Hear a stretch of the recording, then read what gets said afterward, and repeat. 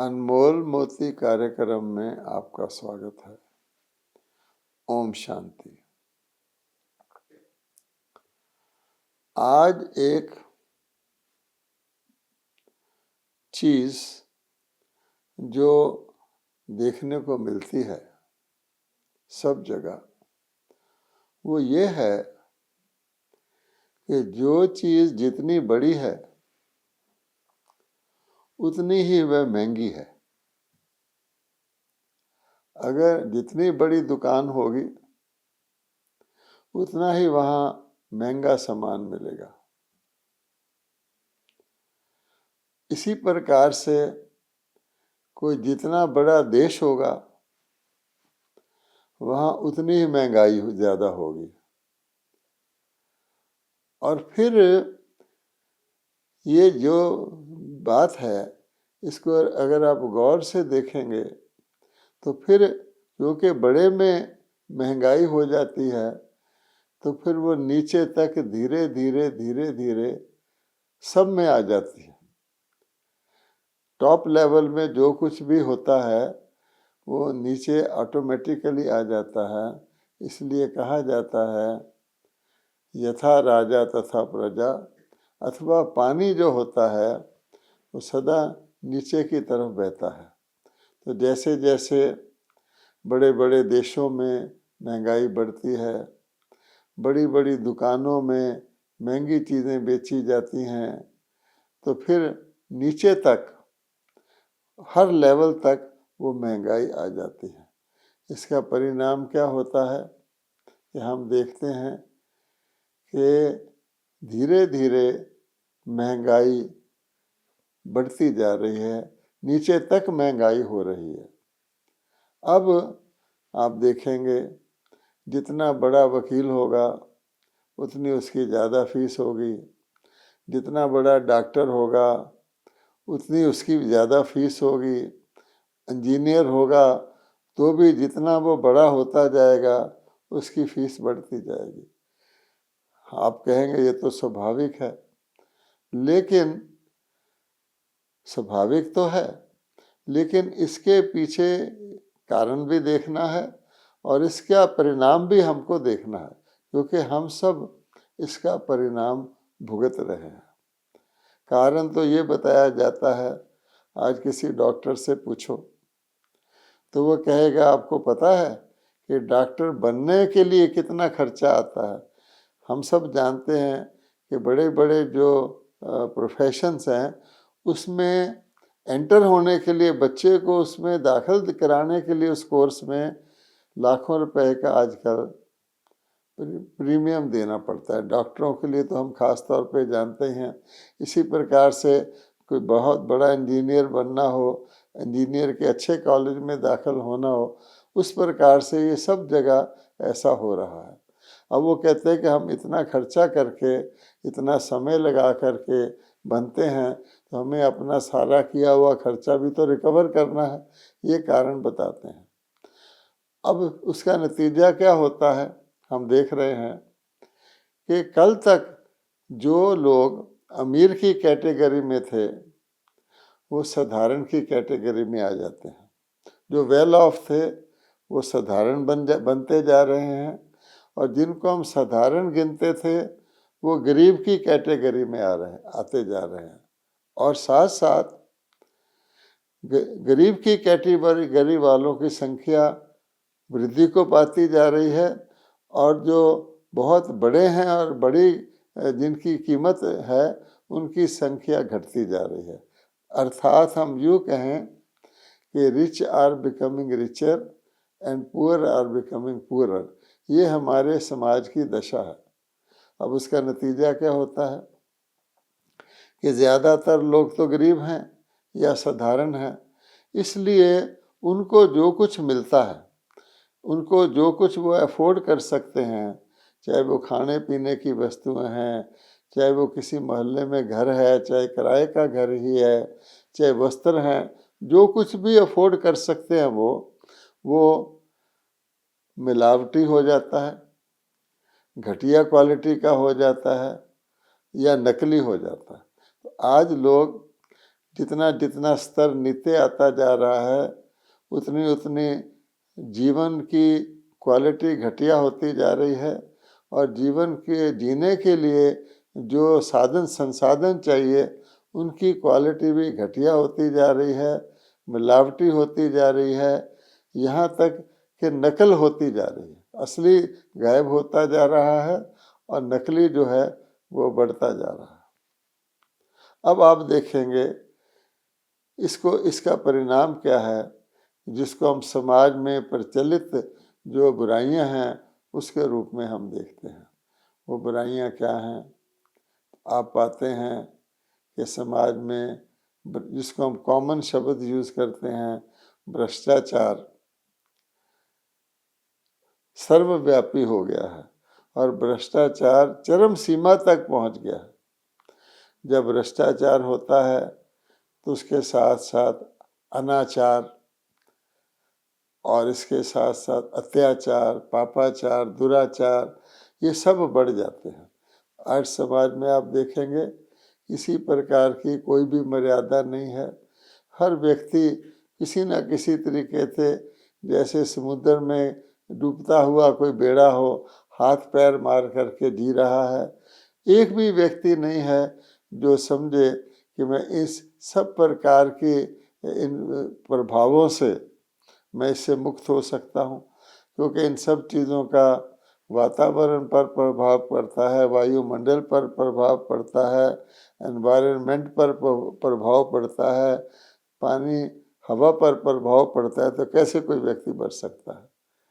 फिर आप देखेंगे कि आज स्थिति ये आ गई है कि पीने का पानी बोतलों में बिकने लग गया है। यानी टैप का पानी जो म्यूनसिपैलिटी से आया करता था उसको भी लोग पीने योग्य नहीं, पीने लायक प्योर इतना नहीं समझते हैं। और आप सोच सकते हैं कि कितने लोग बोतल का पानी अफोर्ड कर सकते हैं और बाकी सबको क्या करना पड़ रहा है और किस प्रकार का पानी लोग सेवन कर रहे हैं।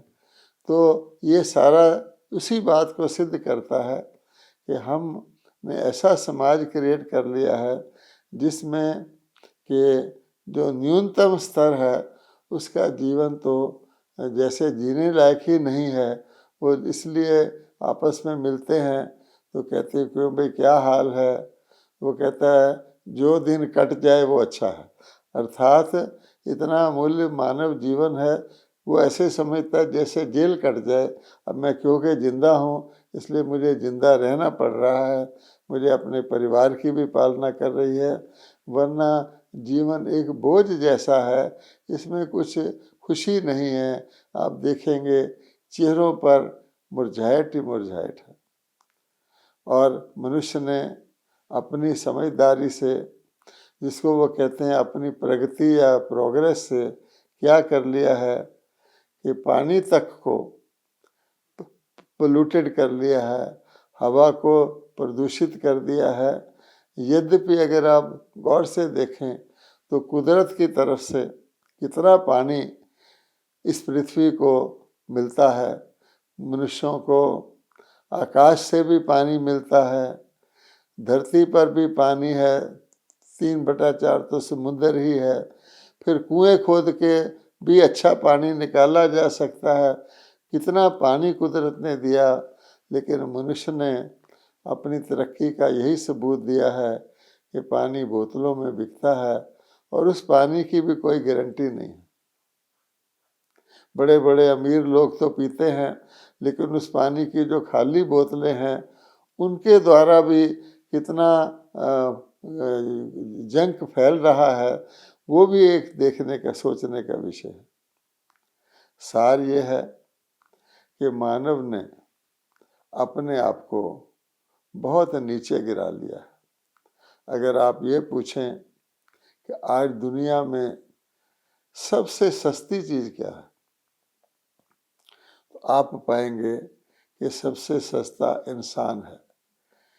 कहा जाता है, एक गीत है कि मिट्टी का भी है कुछ मोल मगर इंसान की कीमत कुछ नहीं, कुछ भी नहीं। उसका सबूत क्या है कि आज सारे विश्व के सभी देशों वाले इंसानों की आबादी घटाने के लिए प्रयत्न कर रहे हैं। हर देश में एक डिपार्टमेंट है पॉपुलेशन कंट्रोल का। किस चीज़ की पॉपुलेशन कंट्रोल का?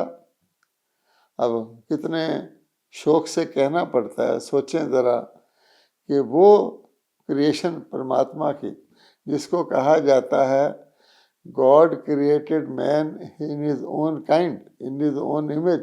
परमात्मा ने मनुष्य को अपनी छवि में रचा। मनुष्य सारी ही प्राणियों में से सर्वश्रेष्ठ है। अब उसकी आबादी कम हो जाए, इसके लिए सारी मानवता प्रयत्न कर रही है। बड़े बड़े डिपार्टमेंट खोले हुए हैं इसके लिए। अब देखिए इससे क्या नतीजा निकलता है कि सारा मानव समाज इस समय बहुत तकलीफ में है, और वो आगे क्या होने वाला है मनुष्यों ने तो ये सोचना ही बंद कर दिया है कि वो कहते हैं कि जो होना है हो जाए, जल्दी से हो जाए, हम छूट जाएं, हमारे प्राण छूट जाएं। आज ये हालत है। आज तो इंसानों को भी खरीदा बेचा जाता है। हम कुछ समय पहले तो स्लेवरी की बात करते थे, गुलामी की बात करते थे, परंतु आज वो तो सब कुछ चल ही रहा है। लेकिन अगर आप देखें कि जिन जिन लोगों ने देशों को चलाना है, जिन दोनों लोगों के पास राज सत्ता है, वो भी खरीदे बेचे जाते हैं। ये कोई छुपी हुई बात नहीं है कि आज राजनीतिज्ञों को भी खरीदा और बेचा जाता है। तो जब राज सत्ता चलाने वालों में ही इस प्रकार की गिरावट आ जाए, असूल ना रहें, तो फिर प्रजा का क्या हाल होगा। इसलिए कहा जाता है कि आज क्या बिकाऊ है? सबसे सस्ती चीज़ इंसान है अगर, तो आज सबसे महंगी चीज़ इंसानियत हो गई है। तो आज इंसानियत बिकाऊ हो गई है। कहा जाता था if character is lost everything is lost. तो आज करेक्टर ही ख़त्म हो गया है। इससे आप देख सकते हैं कि समाज का क्या हाल है। अब मान लीजिए कि ऐसी परिस्थिति में अब ज़रा हम दूसरा पहलू देखते हैं, क्योंकि ये बहुत उदासीन बातें हैं, ये बड़ी पेसिमिस्टिक बातें हैं जो हमारे सामने एक सत्यता के तौर पर, ग्राउंड रियलिटी के तौर पर हमारे सामने आ रही हैं। लेकिन मान लो आज इस दुनिया में कोई देश या कोई शहर या कोई व्यक्ति ये घोषित कर दे कि हम आपको सब कुछ फ्री देंगे, तो क्या होगा? ज़रा फैंटेसी में जाइए। कोई व्यक्ति भी अगर ये घोषित करते कि मैं आपको सब कुछ फ्री दूंगा, तो क्या होगा? तो आप यही सोचेंगे, ना तो ऐसा हो सकता है, ना कोई ऐसा करेगा। लेकिन अगर आप सोचें कौन कर सकता है, तो सबका ध्यान परमात्मा की तरफ जाता है कि परमात्मा, जिसको हम ईश्वर कहते हैं, गॉड कहते हैं, खुदा कहते हैं, वो तो सर्वशक्तिवान है। उसी को सब लोग पुकारते हैं कि ऐसी दयनीय दशा देखकर हमारे ऊपर रहम करो। हे परमात्मा, इस दुखी दुनिया को बदलो, इसको समाप्त करो, कोई नया सुख का ज़माना लाओ। इसलिए अब आप अगर अपनी स्मृति के स्विच को ऑन करें, भगवान आपकी स्मृति का स्विच ऑन करे, तो आप क्या पाएंगे? ज़रा गौर से सोचिए। कुदरत ने किसी भी चीज़ पर जो इंसान को जीने के लिए चाहिए, कोई कीमत नहीं लगाई है। आज की स्थिति में सोचिए, क्या पानी पर कुदरत ने कीमत लगाई? हम पहले बयान कर चुके हैं, धरती पर 3/4 पानी तो है ही। हर वर्ष आकाश से भी पानी बरसता है, नदियों में भी बहता है, और सूर्य उसको साफ भी करता है, और धरती से कुओं के द्वारा भी बहुत अच्छा पानी निकाला जा सकता है। बड़े बड़े चश्मे बह रहे हैं, उसकी कोई कीमत कुदरत नहीं लेती। म्यूनसिपैलिटी से आपसे वाटर टैक्स लेती होगी, बोतल का पानी की आप कीमत देते होंगे, कुदरत ने पानी पर कोई कीमत नहीं लगाई। क्या हवा पर कुदरत ने कोई कीमत लगाई है? धरती से आकाश तक हवा ही हवा है। हवा पर कुदरत ने कोई कीमत नहीं लगाई। आज अलग बात है कि हम एयर प्योरीफायर यूज़ करते हैं, ऑक्सीजन गैस के सिलेंडर यूज़ करते हैं, हमने कीमत लगाई है। हम ये कह रहे हैं कि कुदरत ने किसी चीज़ पर कीमत नहीं लगाई। तो जो मनुष्य के लिए मेन बातें होती हैं, हवा और पानी, वो फ्री हैं। अब आगे चलिए। मनुष्यों को धरती चाहिए रहने के लिए, मकान बनाने के लिए। क्या कुदरत ने धरती पर कोई कीमत लगाई है? या मकान बनाने के लिए जो कुछ चीज़ें चाहिए, क्या उस पर कोई कीमत लगाई है? मनुष्य को फल फ्रूट चाहिए, सब्जियां चाहिए, अनाज चाहिए, धरती उसको देती है, या उस पर धरती ने कोई कीमत लगाई है? नहीं। मनुष्य को दूध चाहिए, वो भी गाय भैंस देते हैं, क्या उसके लिए कोई कीमत लगाई है? मनुष्य को खुशी के लिए फूल चाहिए, वो भी कुदरत ने कोई कीमत नहीं लगाई है। अब आप देखिए कि कुदरत ने तो किसी चीज़ पर कीमत नहीं लगाई है। अब आप आगे चलिए, परमात्मा द्वारा स्थापित नई दुनिया को देखिए, क्योंकि परमात्मा ने तो ये दुनिया नई रची थी, हम जीव आत्माओं को नई दुनिया में ही भेजा था। अब नई दुनिया में क्या है कि वहाँ ना सिर्फ कीमत नहीं है, बल्कि हर चीज़ वहाँ टॉप क्वालिटी की है, अर्थात एब्सोल्युटली अनपॉल्यूटेड और बेस्ट क्वालिटी की चीज़ है। अगर आप स्वर्ग, जिसको हम कहते हैं स्वर्ग, जिसको हम कहते हैं जन्नत, बहिश्त, हेवन, पैराडाइज, उसमें अगर आप देखें, जो शुरू में दुनिया थी, कहा जाता है दुनिया शुरू में स्वर्ग थी, अब हमने उसको नरक बना लिया, तो उसमें हर चीज़ टॉप क्वालिटी की है। मनुष्यों के शरीर के लिए भी देवताओं के लिए कंचन काया कहा जाता है। वहाँ पशु पंछी इत्यादि देवी देवताओं के ज़माने में हर चीज़ हाईएस्ट क्वालिटी की होती है, जिसको कहा जाता है प्योरेस्ट एंड हाईएस्ट क्वालिटी। इस क्योंकि देवताओं की जो आत्माएं थीं वो भी होलीएस्ट थी और हाईएस्ट थी, इसलिए आज भी यादगार के तौर पे जहाँ जहाँ उनके मंदिर हैं, जहाँ जहाँ उनकी मूर्तियाँ हैं, उनकी पूजा होती है, लोग उनके आगे झुकते हैं, नमस्कार करते हैं। और आज के पतित मनुष्य उनको कहते हैं कि आप पावन हो, पतित पावन सीताराम कहते हैं। और पतितों को पावन बनाने वाला, सारी इम्प्योरिटी को प्योरिटी में बदलने वाला, लोग परमात्मा को ही याद करते हैं, क्योंकि कहते हैं आप ऑलमाइटी अथॉरिटी हो, आप पतित पावन हो, दुख हरता सुख करता हो, सारी इम्प्योरिटी को, चाहे वो प्रकृति में है चाहे मनुष्यों के मनों में है, वो ख़त्म करते हो। इसलिए ऐसी दुनिया थी।